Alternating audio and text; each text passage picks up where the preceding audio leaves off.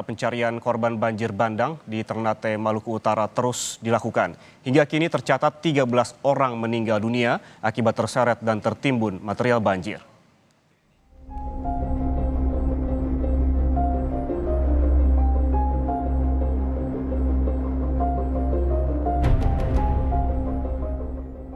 Upaya pencarian korban banjir bandang di kota Ternate, Maluku Utara terus dilakukan tim SAR gabungan. Meski sempat diguyur hujan di lokasi banjir bandang, tapi pencarian korban tetap dilanjutkan.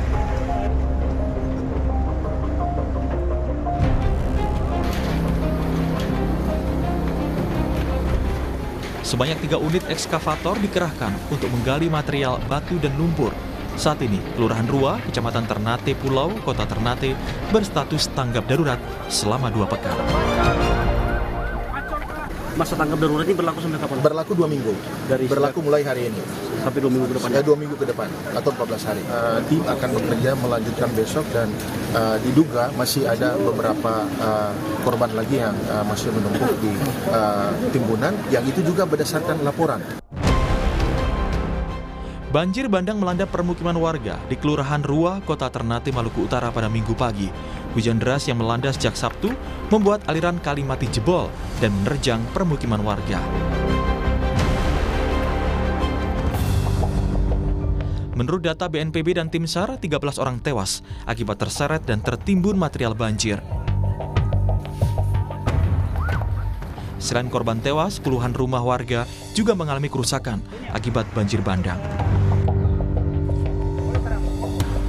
Hujan besar, jadi sekitar jam 4 lewat, ya masyarakat lapor bahwa telah terjadi banjir besar yang mengakibatkan ada beberapa rumah, ada sekitar kurang lebih 10, sama korban yang sementara kita dapat, jenazahnya sementara 5. Ini ada kemungkinan penambahan korban, Pak? Ya, mungkin karena masih banyak yang masih ketimbun di dalam. Tim SAR gabungan terus melakukan pencarian korban banjir bandang dengan menggunakan alat berat. Proses evakuasi sedikit terhambat karena material pasir dan lumpur yang cukup tebal di area terdampak.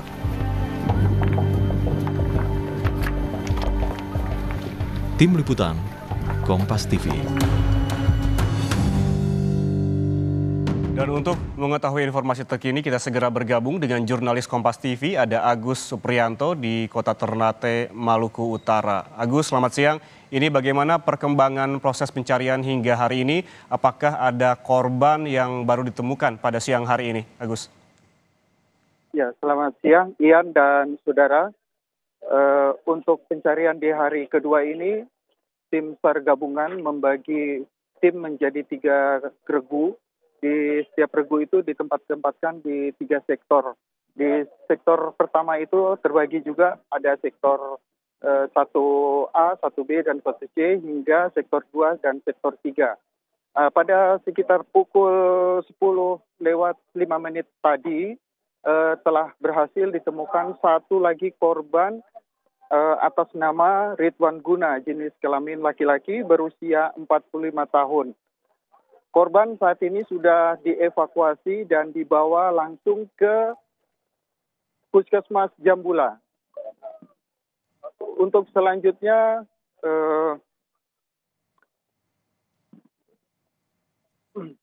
baik, Ridwan kembali, Ian. Ya. Berarti artinya ada penambahan korban yang baru saja ditemukan pada hari ini. Namun kita ketahui bahwa data sementara ini ada 14 tewas dan 5 orang hilang. Sesungguhnya apa saja kendala yang ditemukan di lapangan, Agus? Ya, benar Ian. Jadi untuk ditemukannya 1 orang korban tadi, berarti total keseluruhan adalah 14 orang korban meninggal dunia. Untuk kendala sendiri di lapangan, tim SAR gabungan cukup terkendala dengan adanya sedimen tanah dan pasir yang begitu dalam, sehingga petugas pun harus cukup berhati-hati untuk melakukan evakuasi. Ian. Ya.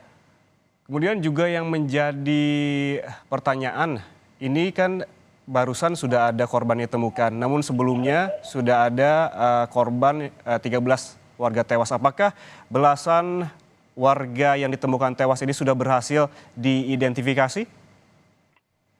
Untuk korban yang lainnya yang telah meninggal dunia, saat ini informasi yang kita peroleh, jenazahnya mereka telah diambil oleh pihak keluarga untuk dikebumikan. Iya.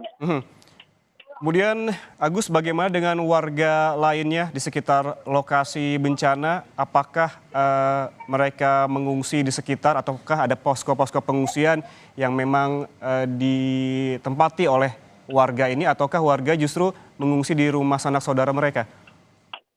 Ya, tadi kita sempat konfirmasi ke BPBD Kota Ternate bahwa telah didirikan 2 posko. Yang satu adalah posko untuk evakuasi dan satunya lagi untuk posko pengungsian. Hingga pagi ini untuk di posko pengungsian di SMK Pelayaran sudah terdapat 33 KK, 120 jiwa. Ya, kemudian apakah apakah sudah ada dari warga pengungsi begitu mereka membutuhkan apa saja di posko pengungsian, Agus? Dari pagi tadi dari amatan kami warga terdampak datang ke posko untuk meminta sejumlah kebutuhan, di antaranya air mineral, beras, pakaian layak pakai dan mie instan. Warga juga membutuhkan adanya terpal, gula, pasir, kopi, minyak kelapa, dan teh yang akan digunakan untuk selamatan atau tahlilan untuk peringatan kematian para korban dari keluarga mereka. Namun di posko logistik ini sendiri belum didapatkan adanya hal-hal yang dibutuhkan warga tadi. Baik, artinya hingga saat ini tercatat bahwa warga di pengungsian membutuhkan sejumlah bantuan logistik seperti beras, pakaian, selimut, termasuk juga terpal. Dan sementara data ataupun informasi yang kami dapatkan bahwa ada 1 korban yang baru ditemukan sehingga total korban tewas ada 14 orang dan 5 orang masih dalam pencarian. Terima kasih jurnalis Kompas TV Agus Supriyanto melaporkan langsung dari Ternate, Maluku Utara. Selamat bertugas kembali.